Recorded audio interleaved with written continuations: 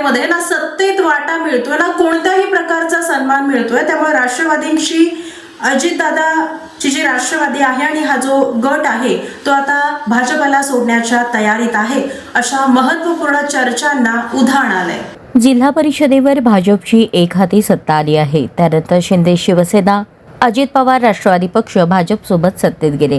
मात्र सत्तेत जाऊन एकही पद न मिळाल्याने राष्ट्रवादी बाहेर पडण्याच्या तयारीत असून त्याचा निर्णय रविवारी 12 एप्रिलला होणार आहे।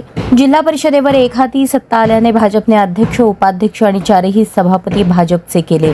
त्यामुळे अजित पवार राष्ट्रवादी पक्षाचे जिल्हा परिषद सदस्य नाराज झाले असून ते सत्तेतून बाहेर पडून विरोधी पक्षात बसण्याची शक्यता आहे।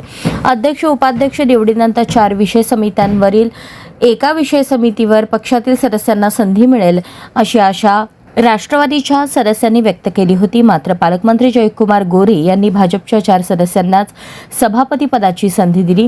त्यामुळे राष्ट्रवादी पक्षातील सदस्यांमध्ये धुसफूस सुरू झाली असून वरिष्ठ पक्षश्रेष्ठींशी चर्चा करून निर्णय घेणार असल्याची माहिती समोर येत आहे।